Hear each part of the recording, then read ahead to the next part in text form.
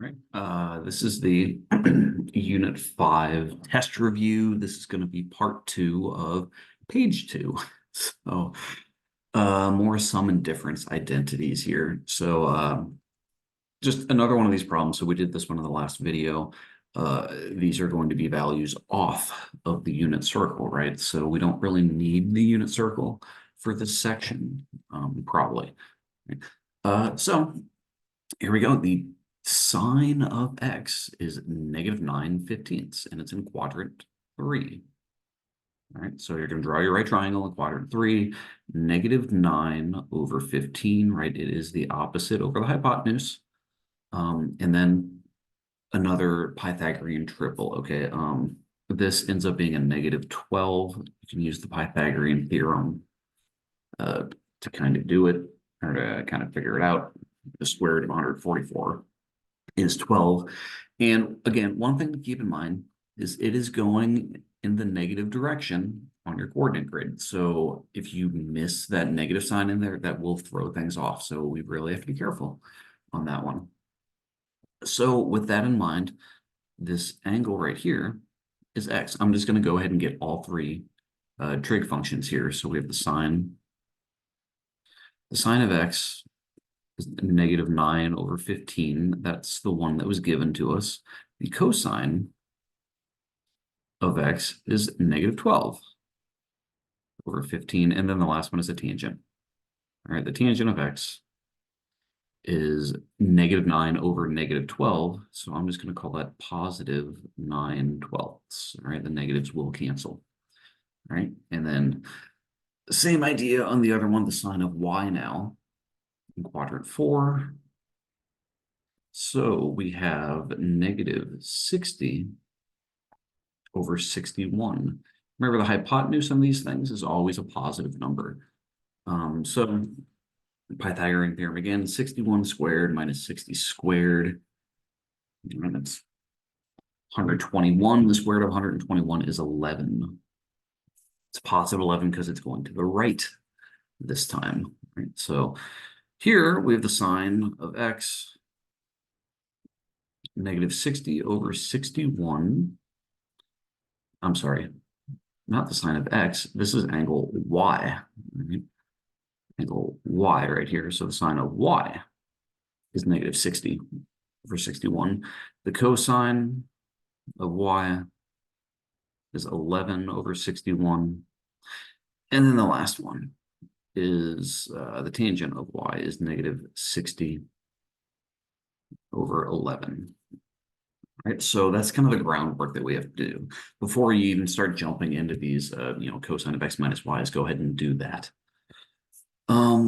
So the cosine of x minus y, right here are all of those identities we are going to need to use. So the cosine of x minus y, this one, let's do a different color here.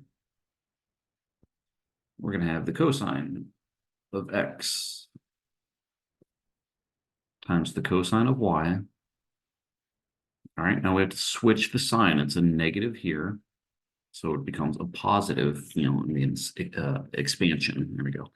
Cosine of x times cosine of y plus the sine of x times the sine of y. All right. And now it's just a matter of plugging everything in. We know what the cosine of x is, right? That's what we did all of this groundwork earlier. The cosine of x is -12/15. All right. The cosine of y is 11/61. Right? Plus the sine of y is -60/61. And then times the sine. Ooh, I got this switched. It does not end up making a difference. That wouldn't have mattered, but we're going to fix it anyways. All right, there's your sine of x. And then the sine of y is -60/61. Right? And we end up multiplying those together. Again, just throw it all on your calculator at this point. Remember, fractions are just division. So instead of just making all those fractions, here's what I'm going to do, just -12 divided by 15 times 11 divided by 61. Right? Then plus, we're going to have negative 9/15 times negative 60 61sts. Some ugly decimal, go ahead and simplify that, press the math button, turn it into a fraction. And there you have it, 136 over 305.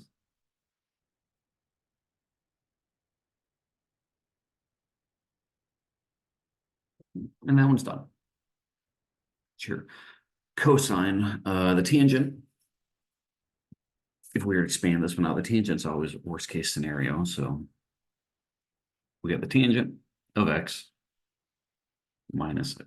We try to keep everything color coded.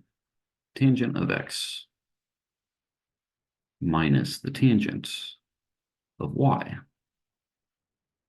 all over 1 plus. So there's where your conjugate happens. Tangent of x times the tangent of y. And then again, we're going to plug everything in. So we end up with the tangent of x is 9/12. 9/12 minus the tangent of y, negative 60/11, all over 1 plus, and then the other ones. So yeah, your 9/12 times your negative 60/11 again. All right. You could do that by hand. You absolutely could. But let's not. That's a pain in the butt. This one I will make the fraction. So alpha y equals, and then here's what I'm doing. I'm just gonna, you got 9 divided by 12 on top, minus negative 60/11. And then on bottom, you got 1 plus 9/12 times negative 60/11 again.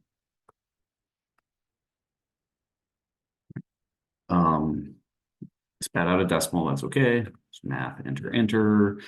And there we have it, negative 273 over 136.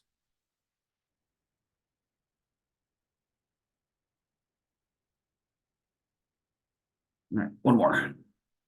Sine of x plus sine of y. That identity. The sine of x times cosine of y. Now the sine stays the same on this one. And then we have the sine of y times the cosine of x. And again, plug them all in, just like we did before. Yeah. Negative 9/15 times 11/61 plus the sine of y.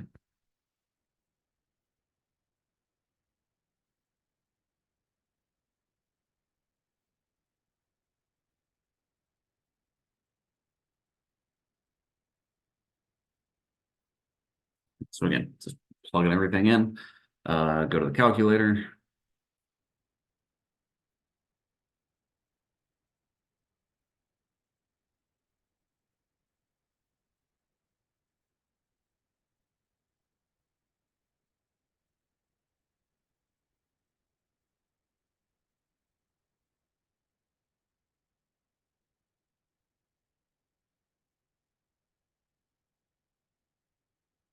Do 7,305.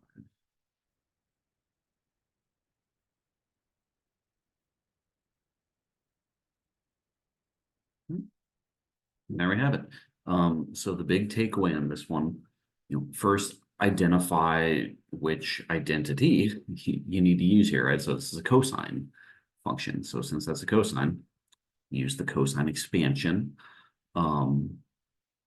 Make sure you're using the correct one. Watch those signs here. So these end up being conjugates. That's just one thing to keep in mind.